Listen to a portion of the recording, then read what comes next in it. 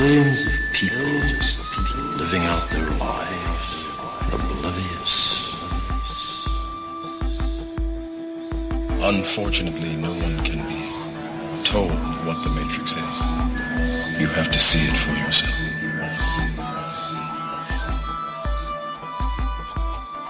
There's something wrong. There's something wrong. Don't know what it is. Don't know what it's there. Like a splinter, driving you mad.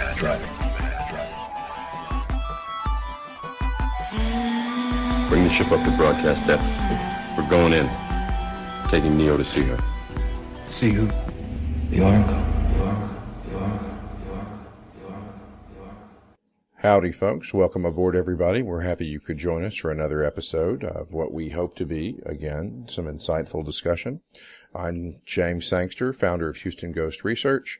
HGR is a spiritual crisis intervention and paranormal investigation group in Houston. I'm also the author of Help, I'm Haunted, Dealing with Ghosts, available on Amazon Kindle and on our group website, HoustonGhostResearch.com. We're joined by Keith Davis, our co-host, fellow intellectual and seeker of truth. And we're really happy to be back. We've taken a hiatus for a couple of months because Keith and I have been working on some interesting projects that I'm going to tell you about here shortly. So, yeah, we lined up a really interesting interview for this show. We're going to be talking about, actually with a group of friends of mine that I've known for a while. They run a Germanic Heathen Wayist is what they call themselves, Wayist Druids.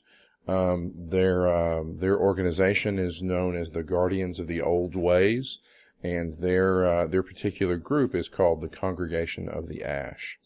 So we're going to get into that here in a little bit, and it's actually really fascinating stuff. I've known a couple of these folks for years, and they're great stand-up folks, and they really know what they're talking about. So Keith and I have been busy trying to get our stuff together, and in the last couple of months, we've actually started a couple of businesses.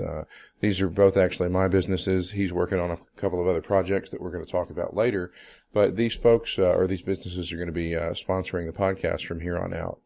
So the first project that I've started up is called Rose Alchemy, and this all comes up out of our interviews with Joe DeCat and Ormus, and our experimentation with Ormus, which we've done a lot of shows on.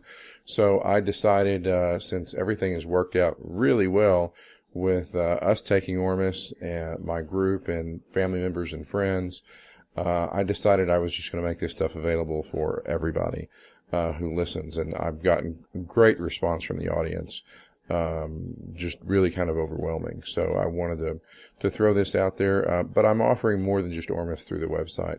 There are several products that I make and use, and they're all going to be available through this one little portal called Rose Alchemy.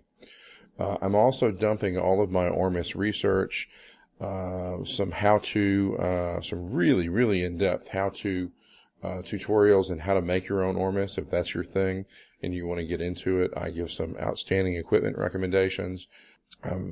All the research I've done, I'm just pouring into that website. I've got a couple other blogs that are dedicated to Ormus and other alchemy stuff that I've gotten into, and that's all linked through Rose Alchemy. We've got a couple other things that we're offering. I've been into natural medicine and essential oils for a long time, and I've been using my own sort of proprietary blends for a long time, and I give these to sort of friends and family, and they all love it. So I decided I was going to make that stuff available. I call it Ixidral, which is that's the actual name of the Norse tree of life, Ixidral. It's spelled Y-G-G-D-R-A-S-I-L, Ixidral wilderness oil. And it's specifically blended for men. It's really, if you're into wilderness and outdoorsy stuff, this is great. It's designed to be a multifunction oil. It's in a base of organic cold-pressed hemp oil. I use it as a beard conditioner for my goatee because it's really good for skin and hair, aftershave and a shaving oil. It's got, in the hemp oil base, it's got cedar and cypress and a couple other ingredients that I'm not going to disclose because it's my own recipe. But if you like cedar and cypress and you're into oils and natural stuff and natural medicine. This stuff is really great. It's got several uses. It's actually, because of the high quality oils that I put in it, because I use it for myself, it's antibacterial, antifungal, and anti-inflammatory. So you can use it as a minor first aid thing. I'm all about multifunctional stuff. So we've got the oil, that's up there now. I'm also working with the wife on, I've always wanted to get into this stuff, and I just haven't had a chance to do it until I made time to do it. I've got a line of really high quality handmade soaps that are going to be coming out really soon. They've all got, they're all based on a central recipe that's really awesome. It's got coconut oil, olive oil, the same organic cold pressed hemp oil, avocado oil, which is phenomenal for your skin. It's really hydrating and really nourishing, and shea butter. So that's going to be in all the soaps across the board, but then we're mixing in a couple of other essential oils to create specific lines. We've got one that's going to be the Excedral Wilderness Soap. So it's the same oil, but it's essentially made into a soap for men. It's going to have it's going to be rugged and really exfoliating. I've been able to find some awesome crushed walnut shells to put in as exfoliants, and it's going to have that same cedar and cypress and the other essential oils blended in there. And I'm actually going to throw some, this is cool. I'm going to throw some natural black coloring in there in the form of activated charcoal. So it's going to be jet black. It's going to be really cool. For the ladies, we're using that same coconut, olive oil, hemp, avocado, and shea butter base, and we're putting a much smaller dose of exfoliant, so it's going to be much more gentle, but you're still going to get some of that exfoliation going on. And that's going to be accented with jasmine and lavender essential oil. And dude, let me tell you, we have hooked up with some awesome essential oil suppliers. I don't want to talk about it because it's, proprietary business relationship, but I am blown away at the jasmine oil, especially. I've never smelled jasmine oil like this. It's really cool, and it's all food grade stuff. It's awesome. So we've got the soaps coming out.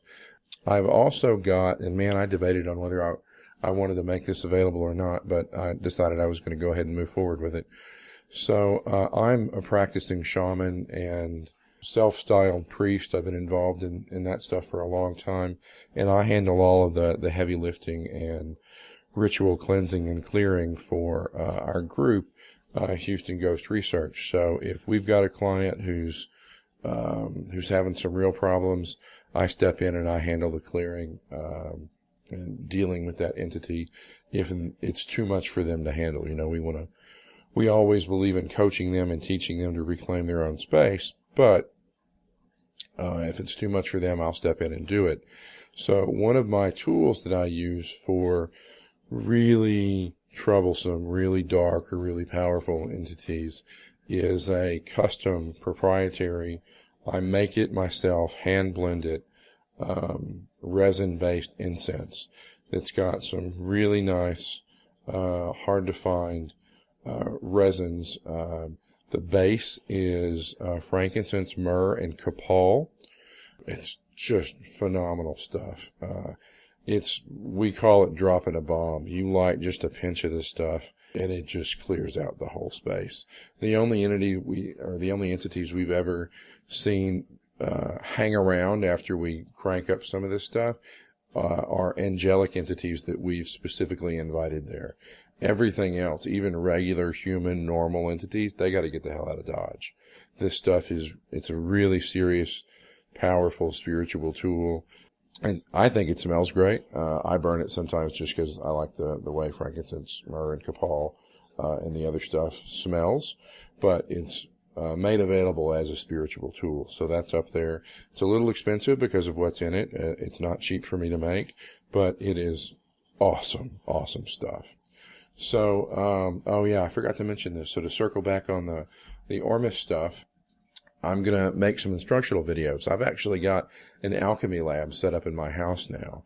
It's a room dedicated specifically to alchemy, soap making, herbal stuff, and my home brewing stuff, which unfortunately I can't make available to you guys.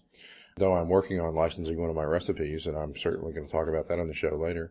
I've got this awesome caramel apple cider recipe that's just out of this world, but I don't want to go through the hassle of getting licensed to sell it, so I'm trying to license it to a producer, and they can go through all that, and they just give me a check. So we got that rolling. If you're interested in, and I hope you are, in any of the soaps or the oils, or certainly if you're interested in Ormus, just learning about Ormus, come check out the website I built out. The website's free. Tons of information up there. I believe in making stuff free where I can. The website is bluerosealchemy.com. We're actually on Twitter, so if you want to join us on Twitter, please do so. I'm going to throw out coupon codes and deals and new product announcements, and we've got several of the products we're planning on coming out with.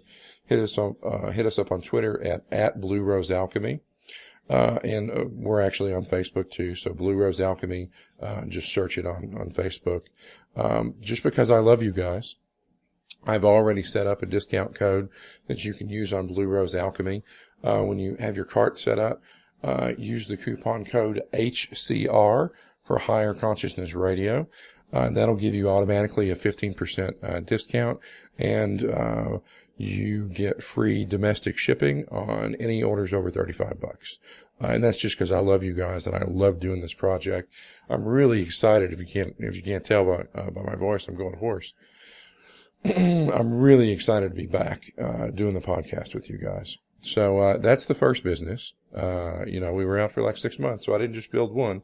I built two. This other business is centered around vaping, which is something I've really been interested in and sort of passionate about because it involves flavors and mixing. And of course, I'm not satisfied using other people's vape stuff. I want to build my own and make my own. And everybody loved my stuff so much that I decided, with their encouragement, I was going to make this stuff for sale.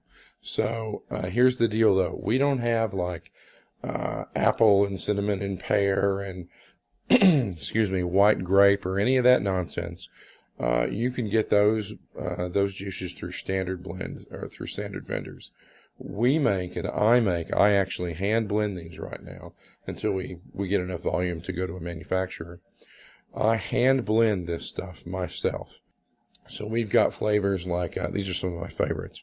The first one I ever blended, I call Metatron, and it's a blend, really well balanced, blend of pear, apple, cream, marshmallow. So it's got some sort of custardy notes in there, but really delicate custardy notes with marshmallow. It's more of a cream.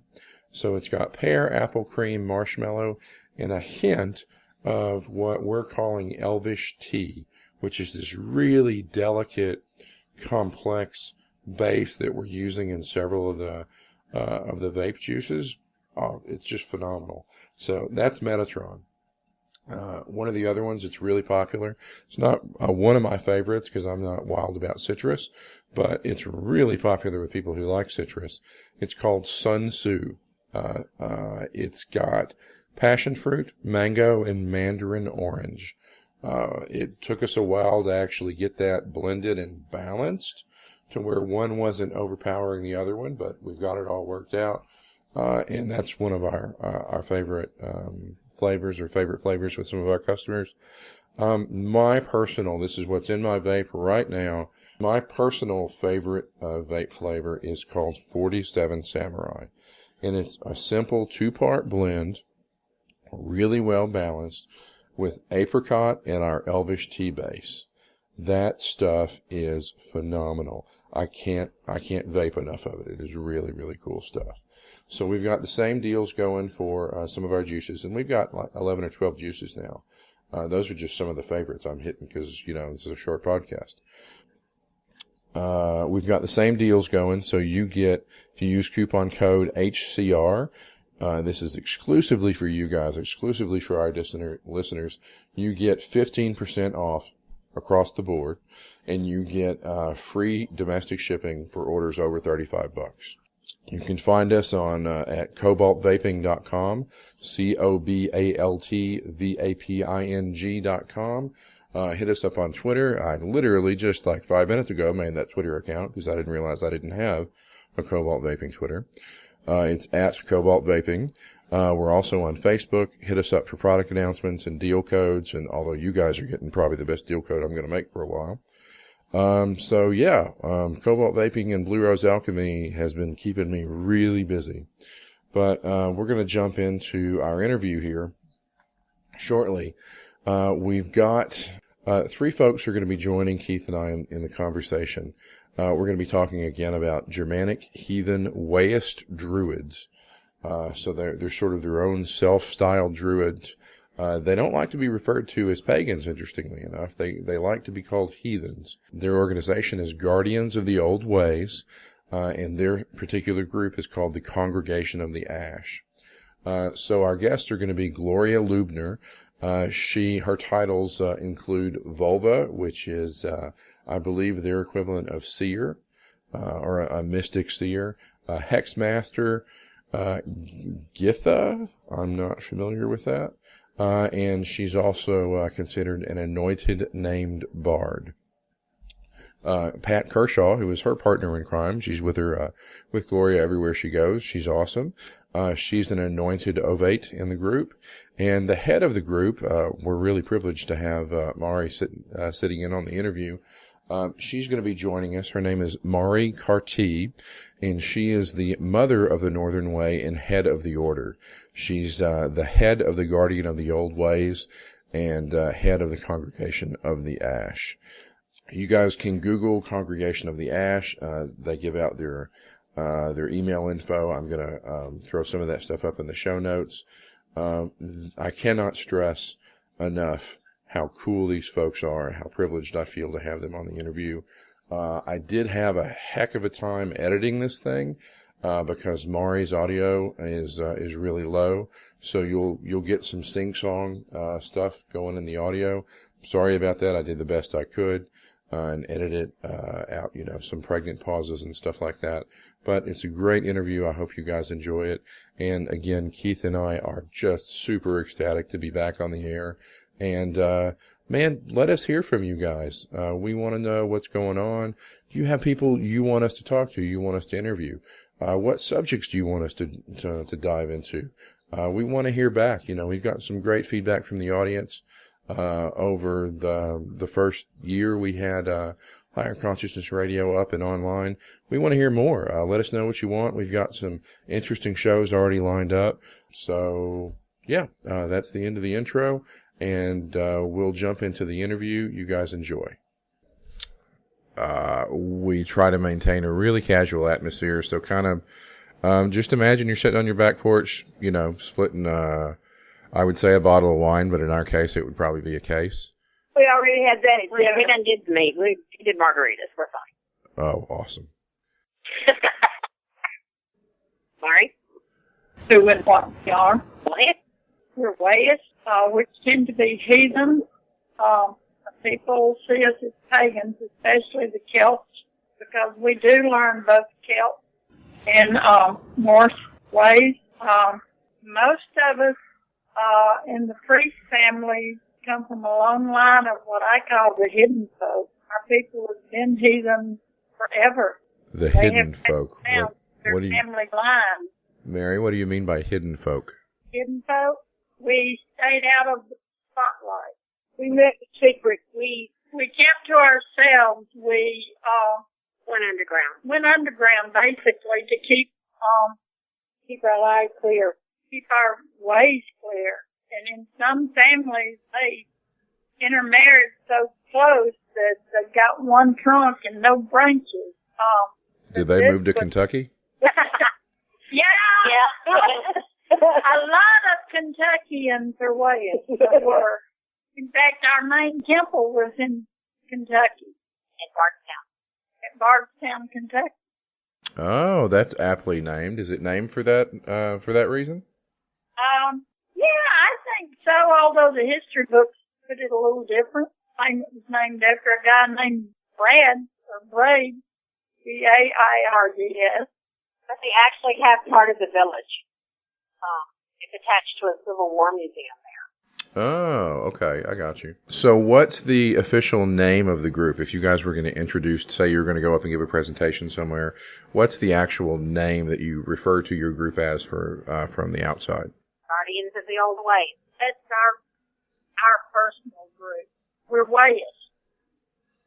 Okay. What we are. We're Wayist all over the world. And basically the Wayist come from those people who fought to keep the old ways alive. And the sand gods came in. When they came in with the sand god and started forced conversion in the 900s, our people went underground. But it wasn't just, there were whole villages, whole families.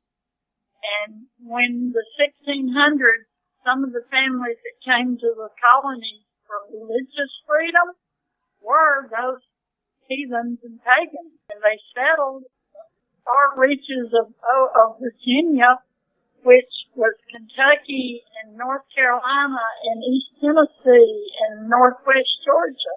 So do you know roundabout when that, when the Exodus was, or when the Surgence was, or does it go all the way back to, say, the Pilgrims?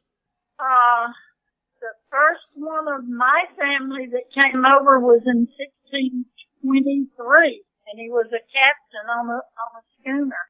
Wow. Okay. So yeah, that's like 200 years after Columbus. Yeah. I'm see. You say the word heathen a lot, and when I grew up, I heard that term a lot. What does it mean as related to you? How do you define heathen? How do I define heathen? Yeah. Someone who follows the old God and stays to the old ways culturally. It's like most of our people were farmers. And I see. When our order started going down was after the end of the Second World War, and when America really became industrialized and the soldiers came back from Europe and the South Pacific and left home and got jobs, and cars were real popular then, and they got away from the old home. And that's when our group just about went completely away because they were walking away from the old ways. They got out of the world. So they were joining sort of the mainstream society and walking away from their traditional culture. Mainstream society. They were marrying out of the family like my family came from a valley in North Georgia that was probably 45 miles wide and 100 miles long. It was basically a big valley up there in the Smokies. And every family that lived in that valley was kin to each other in some way or the other, and they were all Wayist. Just about all of them are dead now. Well, all of them are dead now that I knew when I was younger that were Wayist. And their children left, married out, church burnt, because we do call our meeting houses, they call them churches or temples. They tried to blend in without, so that people would leave them alone. So you guys officially classify yourself as pagans. How do you compare yourself to, say, modern Wiccan path or a Druidic path or something along those lines? You don't really want me to say that. I don't really want you to say that. Well, just for most Wiccan high priestess right now would be about equivalent to our Ovate, which is our lowest level clergy. I'm sorry, Wiccans do not believe in taking care of business. Whereas you hurt me or mine, you're going to hear from me. Oh, I got you. That's very Germanic in origin. Yeah, basically we're very, and our group especially is very family oriented, and we've always had to look out after our family and guard against the outside world, and we still have that mentality. So, Mary, you were born into this. Pat and Gloria, how did you guys get involved in this? Well, technically, I was born into it too, James, for the simple fact that my ancestry on my father's side comes from Middle Germany. Ah, okay. And on both my mother and my father's side, I have American Indian blood. And this path is the closest you can come to actually working shamanism at this day and time is through the Wayist path. Gotcha, okay. Well, Wayist path we take in, and a lot of, when we came to the New World, okay, our people, we embraced the American Indians way. And there were people that came from England that were hedge witches, what they called themselves. We embraced them. And when I was little and I used to go to the big meetings up in Kentucky and all, we would have hedge witches from Arkansas, Appalachian mountain witches, and they called themselves witches because they were just, and with them, witch wasn't a bad thing. It was more like wise women. There's still some up there in the mountains in eastern Kentucky. They have a healing thing up there at one place in eastern Kentucky, and I almost went to it a couple of years ago, but it's so far back in the sticks, I was afraid I'd get lost before I got there. And it's a pretty big thing for them. They have 150 people show up there sometimes, and it's on an old mountain farm. And all they do for a week is healing rites, teach how you use different herbs and stuff for healing. So, Gloria, how did you get involved with the Wayist path? I was born into it. I come from, I want to say like 80% German background. My grandmother called herself a gray witch, and at 3 years of age, I was doing candle spells with her. Ah, so I passed it on to me, and I'm teaching my children and my grandkids. My 6-year-old granddaughter stands beside me and works at the altar. I can do a hammer right as well as anybody else. So can you guys give us an idea of sort of the general structure of your belief system, or are we talking about single god, goddess, or a pantheon, or how is it structured for you guys? Okay, with our group, especially we work with the northern gods, the Germanic, the North. We also recognize that they go by different names, depending on what territory they were in. Because in the old days, in one valley they might have one name, and 2 valleys over they might have a different name. It'd be the same god or goddess. We also work with the Celtic and some of the Irish, if we have to. We recognize them all. Gloria's real fond of Bridget. Keeps me out of trouble.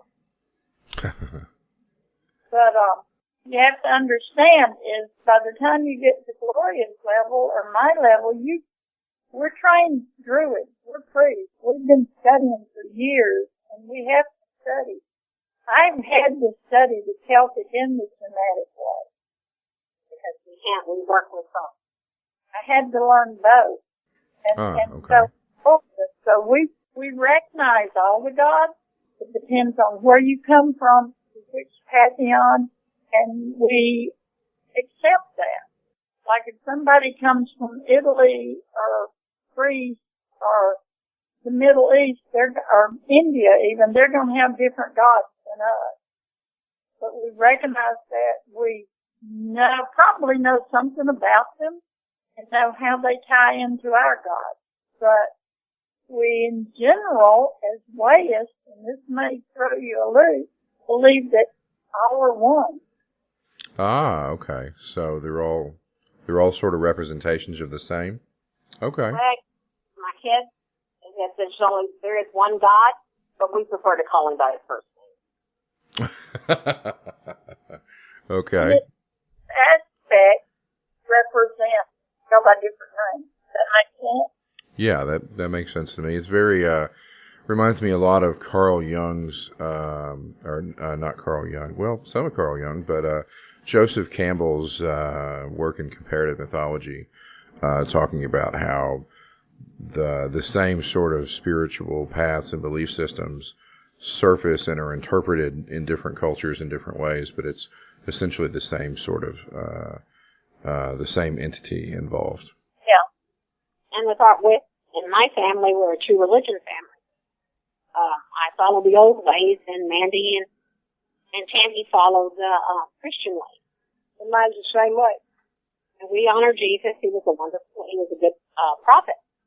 How does nobody get tied to a tree in that arrangement? Our God had the hammer. Okay. Was that transition hard for you? I mean, were you raised initially Christian and then you kind of happened into this, or how did that work exactly, the transition? I was raised Christian. I was Christian and Catholic. Grew up a Catholic until I got kicked out of kindergarten. Out of Catholic school the first day. I was a demon. You must have been a bad kid to get kicked out of kindergarten. Wow. I believe. Okay, I can talk the kids into doing anything. Right. And then I kind of palled around with my friends who were Baptist and talked at Sunday school, and I met my husband, who was Missouri Synod Lutheran. So I was confirmed Lutheran, and my children were raised Lutheran. And after my grandmother died, she told me there would be a time to come that a lady would come see me. 13 years later, at an airport where I was working, a lady showed up and asked me if I knew anything about witches, which put me back onto the path. Okay. Because it's hard to, especially my husband, I didn't understand how I could do that. According to him, I was turning against God, but I didn't. It actually became more spiritual. And even my sister said this. She was a very missionary Baptist. But she's seen a totally. Yeah, that had to make for some interesting Easter dinners, I would imagine. Oh, yeah. And that's the last high seat we did. My husband has been gone for over a year. He showed up. I was on the seat, and he showed up and told me that he had finally understood. Okay. So do you guys recognize and celebrate the sort of standard pagan for fire ceremonies, or? We do them all. Okay. We do 8. We celebrate the 8, but we have our 4 our high holy days. Okay, so that's pretty in line with most of the mainstream pagan stuff. And Imbolc, or we call it Summer of the Plow, where we bring back fire. We play with fire. Basically, like a big bonfire. So how do you guys feel about like ghosts or spirits or the afterlife, that sort of thing? What did you say? I'm sorry. How do you guys feel about ghosts or spirits or reincarnation, that sort of thing? There's no such thing as ghosts. There are trapped spirits on this earth because of something they've done that's holding them here. And until that can be rectified and corrected, they're going to be here. My dad died in 83, and I still talk to him. In fact, one of the high seats we had recently, I'm standing in the group, in the circle, and the person on the high seat said, I need to talk to Petunia. That was the only name my daddy ever called me. Oh. And everybody's looking around because nobody's named Petunia there. And when Maury repeated it, I walked across the circle and got there in front of the seer and I said, yes, Dad, what do you need? Okay, you're taking care of everybody else. It's time to take care of yourself. Yes, sir. It wasn't the seer's voice, normal voice. It was my father talking to me. So reincarnation, yeah, they do come back eventually, but ghosts do not exist. They're spirits that are trapped here. You said that you had talked to your father. Did you get any information as far as did he know why he was still here, anything like that, or was that not part of the discussion at all? Well, because Dad died in 83, he died of a heart attack. I know why I talked to her. That she wasn't taking care of herself. And the only way you can get her attention most of the time is to hit her in the head. So we had to pull in the big gun. And my mom died in 2010. And the whole time she was in the hospital, she kept saying, Daddy has a message for the grandkids. And I said, well, what is it? I can't tell you. I've got to tell them.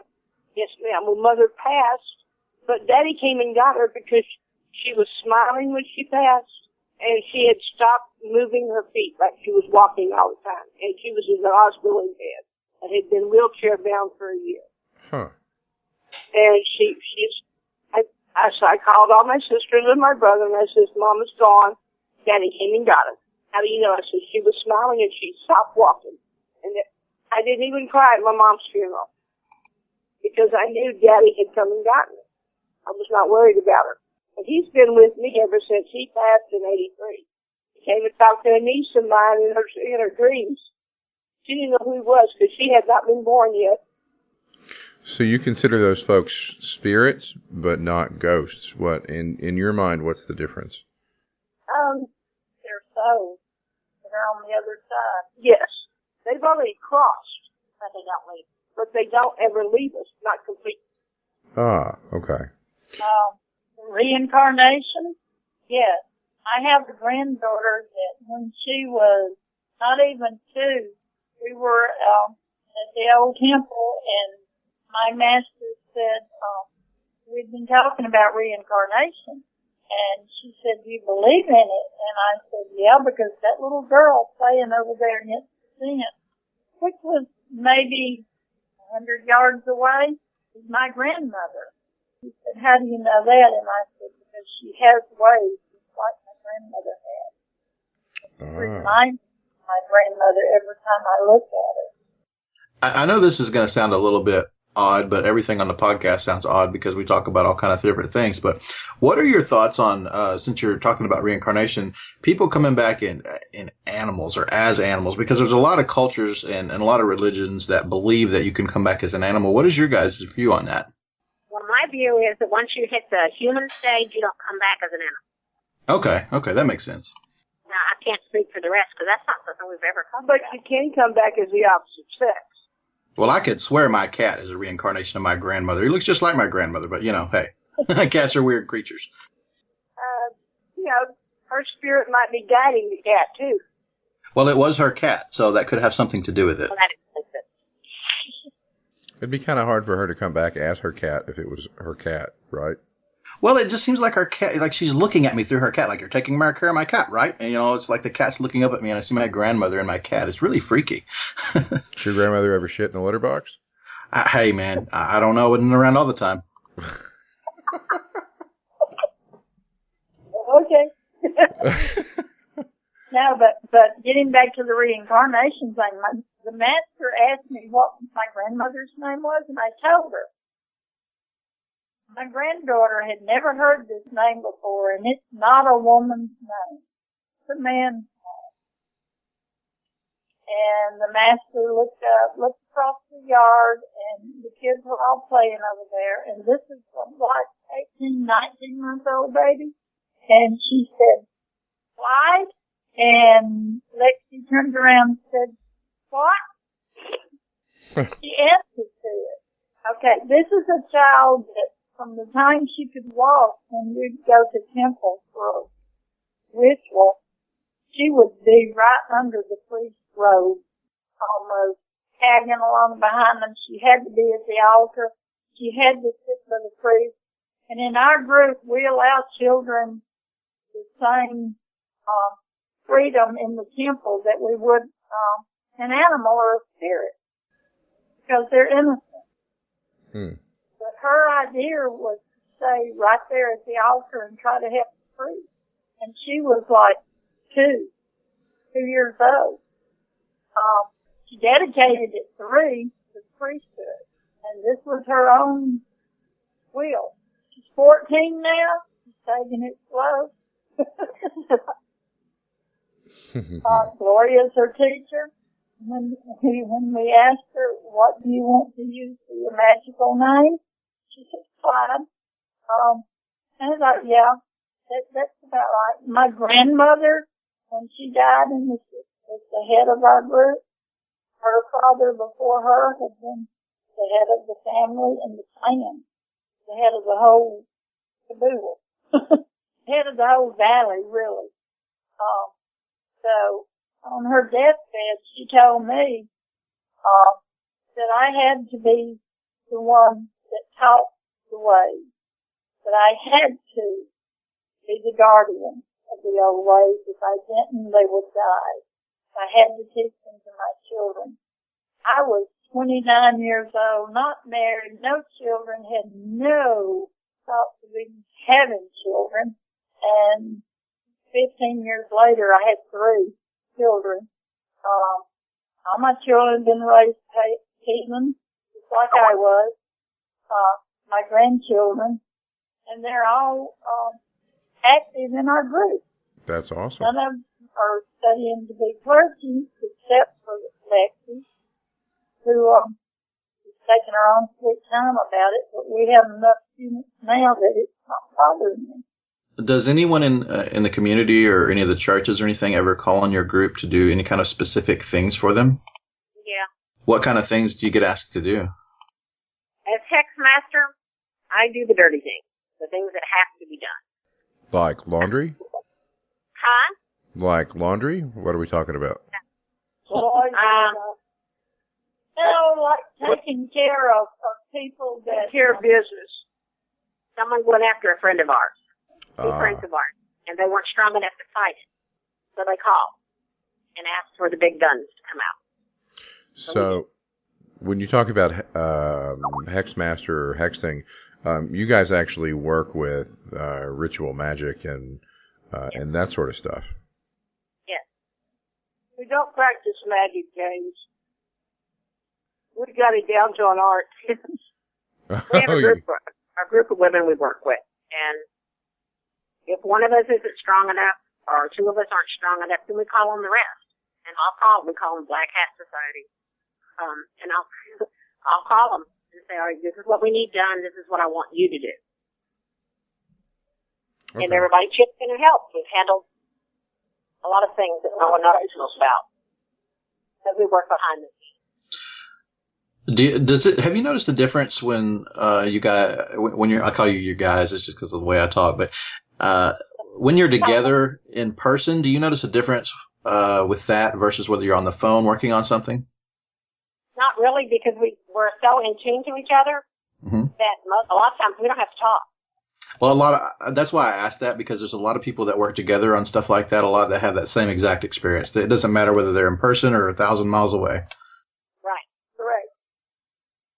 The distance doesn't do any damage at all to what we do. So we go a little bit further because not everybody has someone who can set the high seat. And it's an oral position, and without my friends and my family, I couldn't do it. So what do you mean by oracle position? A deep tramp, and travel to the other side. Most of the time I go to hell, because that's where the spirits are. It's a sorting place. She tells them where to go. It's Germanic hell, not the Christian. No, God, no. I wouldn't let Christians help her.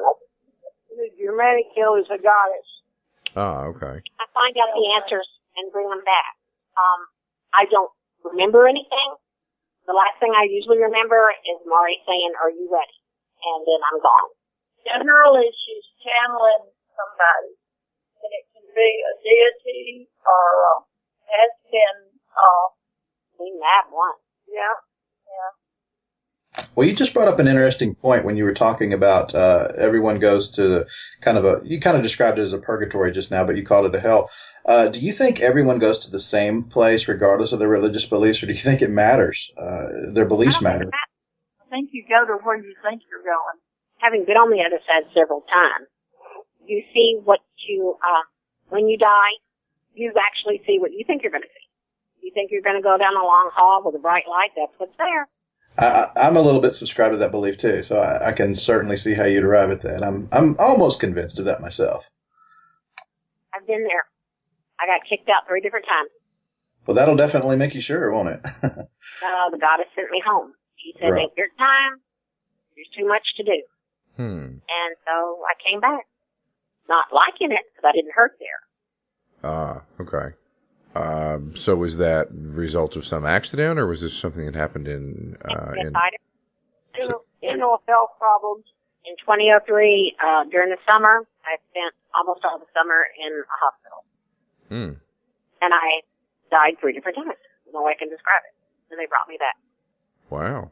Was there ever any discussion as to what you needed to do, or did they just kind of just say it was just not your time and left it at that? Not my time. They let me look around. They let me see my brother. I got to see my grandson and to hold him again. And then the lady, and that's all I called her because I didn't know her name. She never told me. She said, "You have to go home. There's things you have to do." And I said, "Yes, ma'am." Wow, that had to be a life-changing experience. Yeah, it did. And that's when I really started reaching out and trying to find people. And then when ESP or ESA, Earth Spirit People, had their first festival in 2004, David Springer came to speak on Druidism, and he was a good friend of ours. And I had been asking him for years to let me study with him, and he kept saying, "Ask me again." So he gets out of his car, walks up, gives me a hug, and he said, "Ask me now." And I said, "What?" He said, "Ask me now." I said, "Ask you what?" He said, "What do you want to do?" I said, "I want to study with you." He said, "Okay." Oh, that was awesome. And then I studied with him, Father Yule, Large Druid of Dakota. He's out of Corpus Christi. You've been there, James. Yeah, I know what you're talking about. You were down at Father David's temple, down in Sandia. Yeah. You talked about the fire pit. Yep. I know what you're talking about. Is he still around, or how's that? Yes, he's still around. He kept trying to push me over to Mari. He kept saying, "You're German, you need to go over there, follow your heritage." And I said, "But I want to study with you." And then one night, for some reason, Mari and I had to share a bed or share a room or something, and we just started talking and realized that we were a lot alike. Mm. So I asked to switch from Congregation of the Oaks to Mari's group, which was Congregation of the Ash. They let me do it. So Mari said we're more shamanic than a lot of people because most of our people are healers, natural born. Gotcha. And we have lawyers with us, nurses, massage therapists, herbalists, moms. We're running low on that. For some reason, men are kind of scared of it. Oh, I imagine why. You've got a title like Hexmaster. Huh? You got a title like Hexmaster. I'm gonna be extra careful and respectful. Yeah, that warrants a bit of pause right there.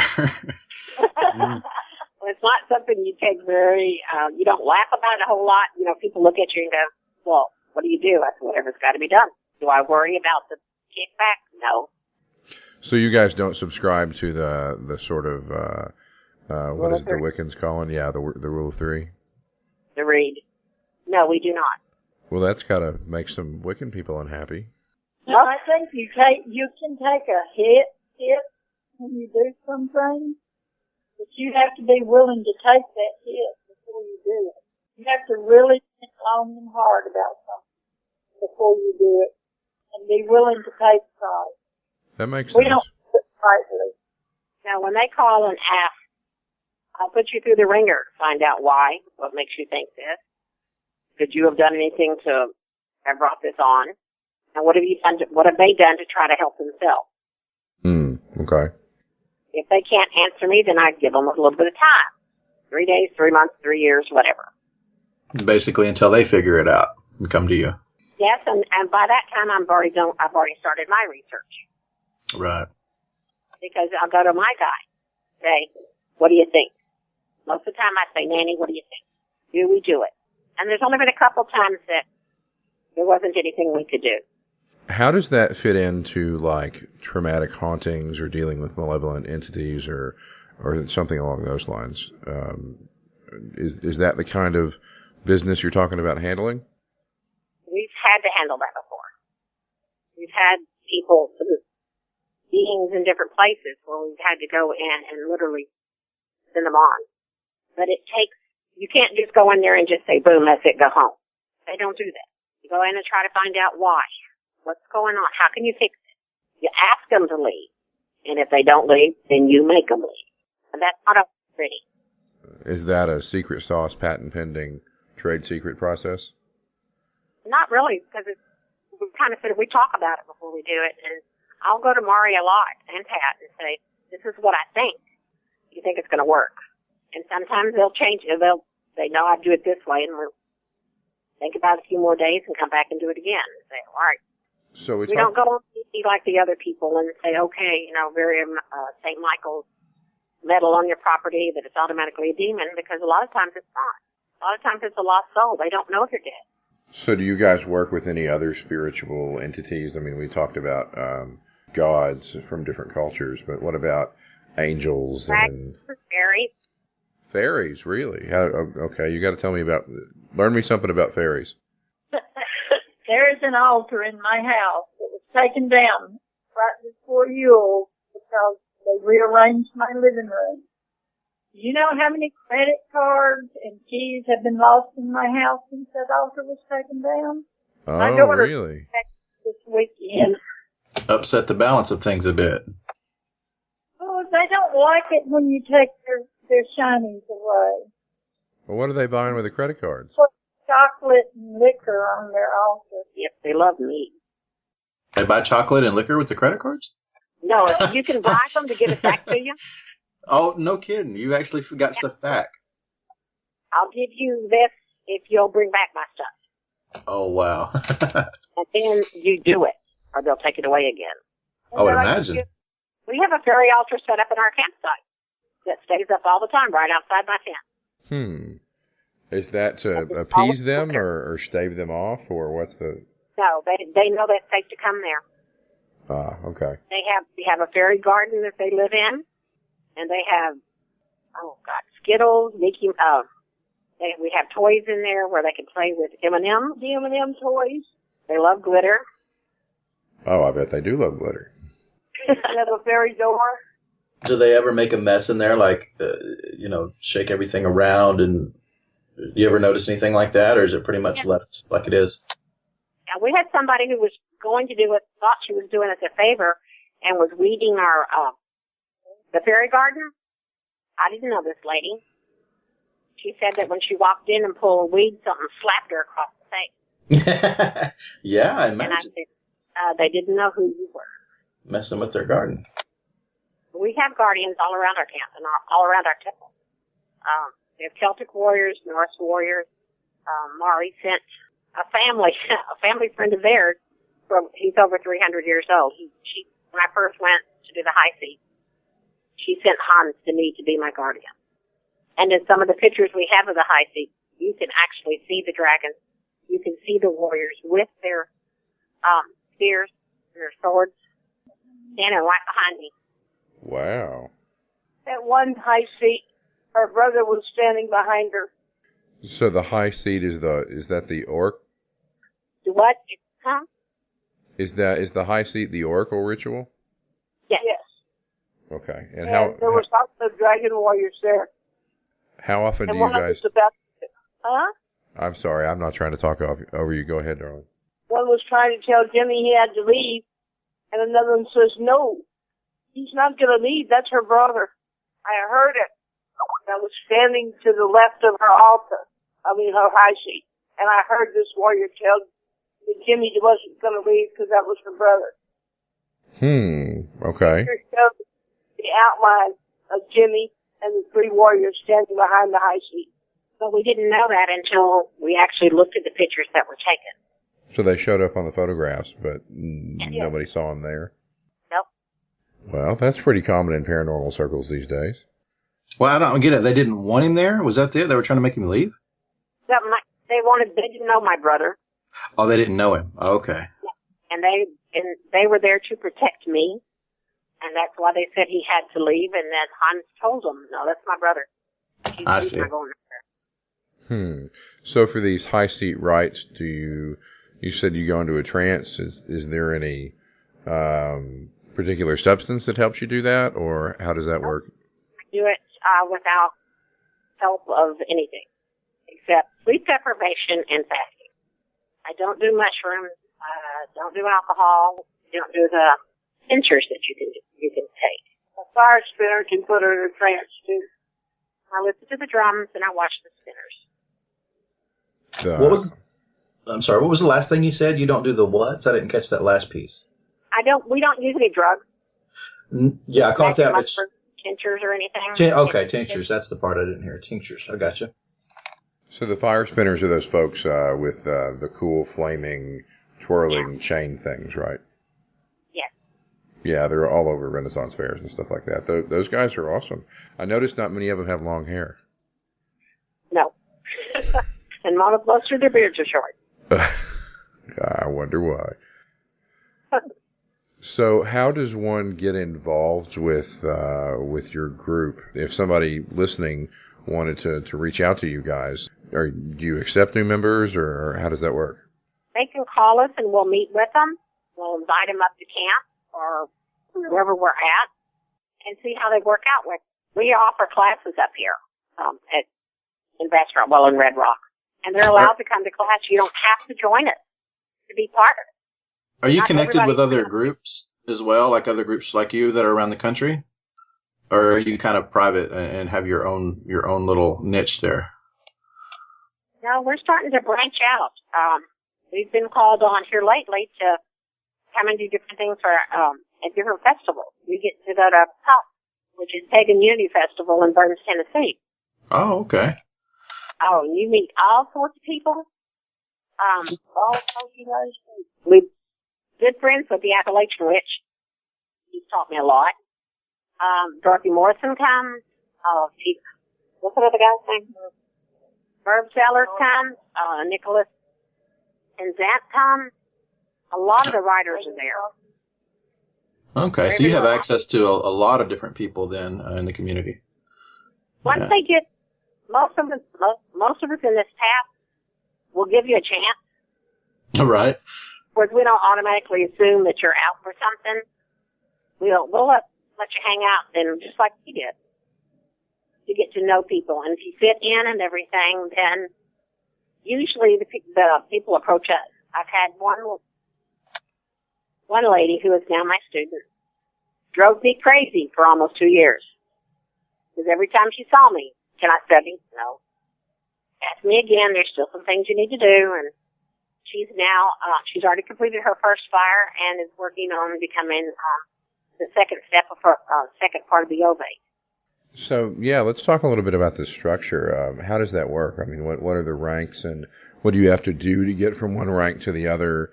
You really want to know how strict it is? Start off with saying that not everyone has to be clergy. We're not like the Wiccans where everybody works toward getting to be a priest or anything. We're more like a Baptist church, really. We have congregations, the mundane people that don't particularly want to learn to do magic, just want to believe in the old God. You know, in the old days, our priests worked for the community, and not everybody in the community was clergy. Does that make sense? Yeah, that makes sense. But without congregation, it would be very hard for us to achieve the different levels that we go to. I couldn't have become a Volva, a seer, if it wasn't for my team and the support. Pat's made all my clothes. She's been there through the thick and the thin with the fasting of 180 days. Wow, you got to fast for 180 days? Yep, from sun up to sundown. Ah, okay, so, all right. No alcohol, no sex, no tobacco, no chocolate. Bard is 180. 90 days for an Ovate, 180 days for a Bard, and 363 days for a priest. Wow. The Bard is 20 days of no talking. 20 days of no talking. Wow, and is that no talking is that no 24 hours, or is that just sun up to sundown? 21 days of wow. No talking. Now you can text, you can type messages, but no verbal communication. That's the one that tripped me up. That was the hardest part for me. Well, how is that comprised? Like, what's the significance of the not talking? What is that supposed to teach you or show you? To keep get control of yourself. Okay, well, that actually makes perfect sense. And you know, as being a German, how even-tempered we are. It's hard to keep my mouth shut, but I've learned to control it a lot more. I can't just go off on people because I am a priest, and I will not disrespect my master or my fellow friends by going off on somebody. So what kind of services do you guys offer to the community? Are we talking like burial or funeral rites or? Bury, baptize, counsel, we cross them over.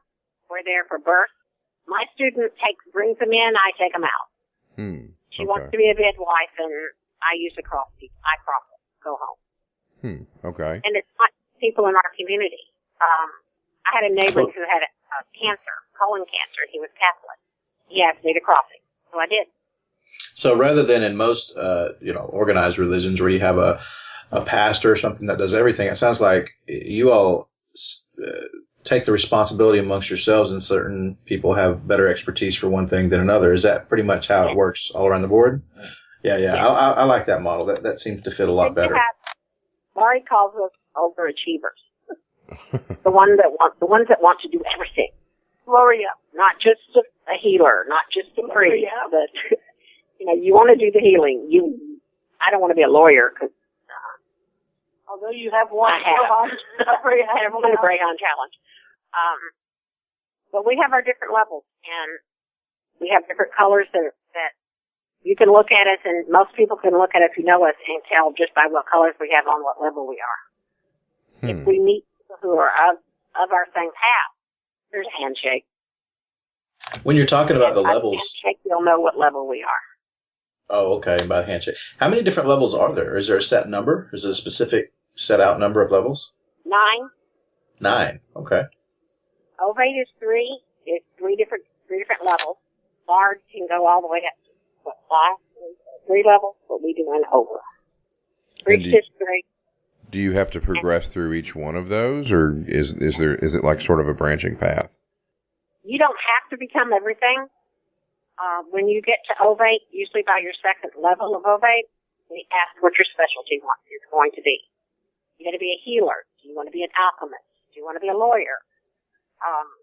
Do you want to be a priest? And then we work there. We do their training around what they want. And if we can't do it, we'll find somebody who can. So what's the study material like, or the reading material? We have a reading list. It's a lot of reading and a lot of studying. I didn't get the book for fun for almost 4 years. Wow. Because that's that intensive. And then plus when you're learning the Celts, the Irish, the Scottish ways, the British ways, as well as the Norse ways, it's doubled up on you. I didn't catch that. I'm having a hard time hearing you. She said it's a lot of history, a lot of psychology, a lot of mythology. I don't like history. So Mari's the expert on that one. And Pat and David, because I don't like to quote dates.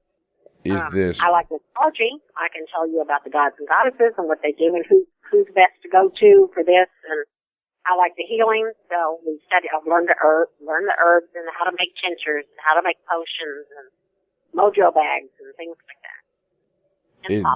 Is this a proprietary sort of learning material, or are these sort of off-the-shelf books? They're off-the-shelf books, and then you actually go into the different festivals. You get to meet people that either you click with or you don't. And there was this one, last year there was this gentleman up there at Tough, and he was doing a workshop on dragons. And I love dragons. Yeah. So I thought, I'm going to go see if this guy's full of shit or not. And we went to his class. That's the only class I made because I was sick that whole week. He's now a good friend of ours. And he lives in Arkansas. He was here for Beltane with us. And he is now guardian of the high seat. He sat in for the high seat at Samhain, I'm sorry. And I felt comfortable with him. I knew I could cross. My team was already in place, but I had to worry about the other ones, the ones on the outside, the audience, so to speak. and he watched them, and I knew they were going to be okay. Any people who came back with riders, anything attached, we take care of that before we ever break up. We make sure we hug everybody and make sure they didn't bring anything back, that nothing crosses the veil. Before I can get up off that high seat, they ask me questions. First one is, are you back? And judging from what I tell them, I'm either allowed to get up or I have to sit there until we're sure that an entity didn't come back with it. Ah, okay. That's why we have the swords up. It's a barrier between the worlds. It keeps the entities away from this world and from people out of the entity world. So you guys use actual swords as... Swords that are dedicated to that purpose. The katana you asked me about, that you gave me, it's there. Okay. We surround the high seat with them. And the last sword that goes in place is Mari's. It sings. That's all I can describe it. It's awesome. And once that last sword is placed, there's no coming up unless the seer or the person I'm channeling tells them to come up. And then if it's something that's private, then she'll bring them behind the sword and talk to them. But most of the time, Mari doesn't hear what's said. Pat doesn't hear what's said, and I don't remember because it's just my body. Gotcha. Off in a corner in my thumb why somebody else is talking. So yeah, you're completely checked out at that point. It's the hardest thing is to let go and to let something else take over. It's very scary. Only a fool will tell you that they're not scared. You wonder each time you sit the seat, am I worthy? Will the gods speak now? And the biggest question is, oh my God, what if they don't? If I can't get where I need to go in the trance, then I stop it. I will not take it for anybody. We've had disbelievers in the people who come to approach the high seat. One of them made a statement at one point that she was going to prove this was fake. And once it was over, she apologized because she realized it was not fake. So you guys literally made a believer out of her. Yeah, but you put yourself through a lot to do it. When I first decided, let's put it this way, when they told me I was going to do this, being the God, a friend of mine had someone who passed, and she didn't get to fix things. And she was being torn up by it, and I was portraying Frigga in a Viking death rite for Samhain. And Frigga told me that I was going to do this, and I was going to help this woman. And I said, okay, I'll try. And I went to her and I said, okay, if I do this, are you going to come and let me help you? And she said, yes. So there's not a whole lot written. We scoured every book we could find on the high seat, online, on talking. We did meditation. Mari and I sat for hours. Said, well, Nanny did it this way. Well, my grandma did it this way, and trying to come up with our own way of doing it. We do it. I think we do it pretty well. We've been told that this guy, our guardian, has been over in the old country, in Germany and Ireland and Scotland, and he's seen high seas. And he said we're spot on. We do it in ritual form.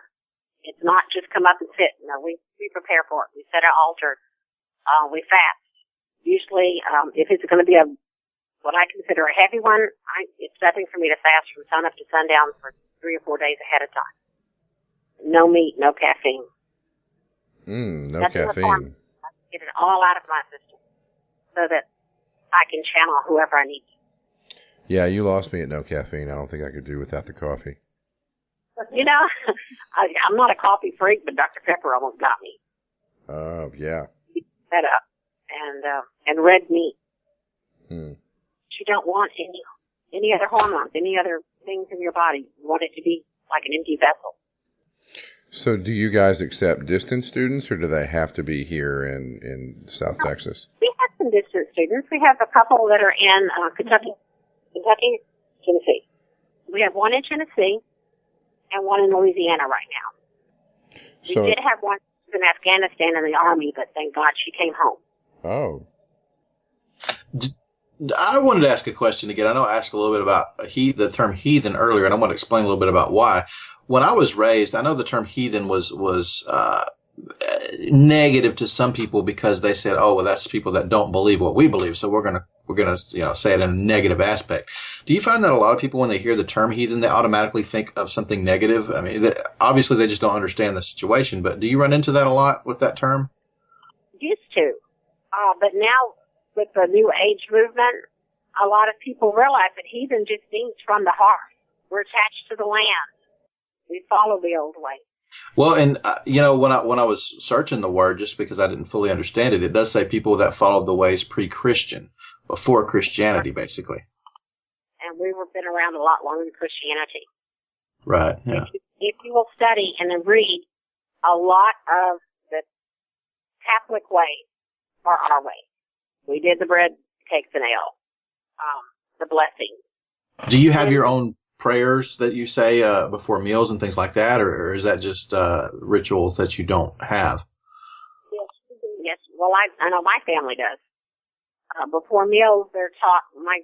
We were all taught from little on to speak a little, say a prayer in German, and my little grandkids will call you down if you don't say it, even the people. Right.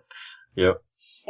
We taught them a prayer, and it's Abba, Liebe, Vater, Amen. I love God. They say their prayers at night. Bailey, who's my oldest granddaughter, always says, "And Jesus, bless Mommy and Daddy, or Aunt Mandy and Uncle Joe, and Bridget, look after Nanny." That's adorable. She knows, well, she's grown up with it, and she wears the hammer. My sword hammer I use in ritual is a 3-pound vaulting hammer. That child's been carrying it since she was 2 years old. Wow. Above her head, and you could hear her mumble, mumble, mumble, mumble, bow, and then go to the next quarter. Wow, so you guys start them young. Yep. At 9 days, in our tradition, the children are named. It gives the father, the old ways, they had 9 days to determine or to accept the child. So you don't pick out names during pregnancy, anything like that. You wait the 9 days before that happens. No, we pick them out. We just don't tell the public. Oh, okay. I see. You present them to the gods and the public at 9 days. Okay. And that was basically done so if a baby was going to die, it was used right after birth. It was usually within that time period. It survived for 9 days, and the father presented it to the clan and to the gods. And that's when it was blessed by all the people in the presence and all of them. It's like a christening or a baptism. Gotcha. Yeah, that makes sense from also anoint the feet. It makes sense from a historical perspective why you might wait a little while to officially present the kid. That's the way it was done before we were born, and from down the line, we've got to preserve them. So, in sort of closing here to wrap things up, how do people get a hold of you guys? Well, they can go on, email me at fairyhobbit@hotmail.com, and it's FAIRYHOBBITT. Or you can just Norse Mari, NORSEMAIMARI. Yep. at gmail.com. You want to give yours that? Norse Mari. Do you guys have a website or anything along those lines? Facebook page? We've got on Facebook. They can go to Guardians of the Old Ways. I think is opening it. Guardian of the Old Ways on Facebook group. They can get in touch with us that way. Okay. I'll throw those links up and throw the emails in the show description. Before we wrap it up, anything you guys want to throw in there that we left out? Not really. If anybody's interested, give us a call. We'll sit and talk with them. We'll meet with them and see what we can help them with. And if it's not us, if they don't want our group, we have contacts with other groups. Thanks for putting up with our wacky questions. We just like to cover all the... I've been games for so long, it's unbelievable. So that's where we're going to wrap up our discussion with Gloria, Pat, and Mari. again, we want to thank them for making time out of their busy schedules to come talk with us and educate us and share their views and perspective. I certainly found it educational.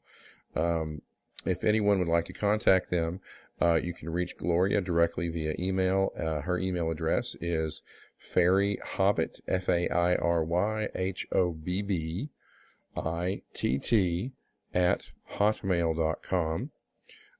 Pat is available. Her email address is witchgrandma2 @AOL.com, and that's WTCHGRMM2 @AOL.com.